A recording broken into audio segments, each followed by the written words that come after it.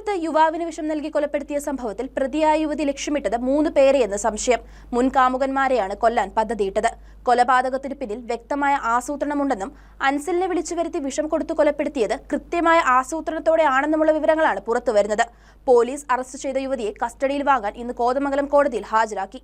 കോതമംഗലം കൊലപാതകത്തിൽ പ്രതിയായ യുവതി ലക്ഷ്യമിട്ടത് 3 പേരെയെന്ന് സംശയം. മുൻ കാമുകന്മാരെയാണ് കൊല്ലാൻ പദ്ധതിയിട്ടത്. കൊലപാതകത്തിന് പിന്നിൽ വ്യക്തമായ ആസൂത്രണം. അൻസിലിനെ വിളിച്ചുവരുത്തി വിഷം കൊടുത്തു കൊലപ്പെടുത്തിയത് കൃത്യമായ ആസൂത്രണത്തോടെ. വിഷം കഴിപ്പിച്ച ശേഷം അൻസിലിനോട് കൊല്ലുകയാണെന്ന് വെളിപ്പെടുത്തി. 3 പേരെയും കൊലപ്പെടുത്താൻ പദ്ധതിയിട്ടത് യുവതിയെ ശാരീരികവും സാമ്പത്തികവുമായി ചൂഷണം ചെയ്തതാണ്. മറ്റുപേരെയും സമാനമായി കൊലപ്പെടുത്താനായിരുന്നു യുവതി പദ്ധതിയിട്ടത്. ഇതിൽ ഒരാൾ ജയിലിലും മറ്റൊരാൾ ജാമ്യം കിട്ടി പുറത്തിറങ്ങിയിരുന്നു. 5 ml കളനാശിനിയാണ് അൻസിലിന്റെ ഉള്ളിൽ ചെന്നിട്ടുള്ളത്. വിഷം കൊടുത്ത ശേഷം പോലീസിനെ വിളിച്ചറിയിച്ചതും യുവതിയായിരുന്നു. തന്റെ വീട്ടിൽ വന്ന് അൻസിൽ വിഷം കഴിച്ചു മരിക്കാൻ ശ്രമിച്ചെന്നായിരുന്നു യുവതി പോലീസിനോട് പറഞ്ഞത്. തൊട്ടുപിന്നാലെ അൻസിൽ പോലീസിനെ വിളിച്ച് യുവതി വിഷം നൽകി കൊലപ്പെടുത്താൻ ശ്രമിച്ചുവെന്ന് പറഞ്ഞു. തുടർന്നാണ് യുവതി കുടുങ്ങിയത്. അതേസമയം CCTV ഹാർഡ് ഡിസ്ക് അടക്കം യുവതി സംഭവസ്ഥലത്ത് നിന്ന് മാറ്റിയിട്ടുണ്ട്. കഴിഞ്ഞ 29-ന് വൈകിട്ടാണ് അൻസിൽ പെൺസുഹൃത്തിന്റെ വീട്ടിലെത്തുന്നത്. 30-ന് പുലർച്ചെയോടെയാണ് ഇദ്ദേഹത്തെ അവശനിലയിൽ കണ്ടെത്തിയത്. യുവതിക്കെതിരെ കൊലപാതക കുറ്റത്തിന് കേസ് രജിസ്റ്റർ ചെയ്തിരുന്നു. യുവതിയെ കോതമംഗലം പോലീസ് കസ്റ്റഡിയിൽ വാങ്ങാൻ ഇന്ന് കോതമംഗലം കോടതിയിൽ ഹാജരാക്കി.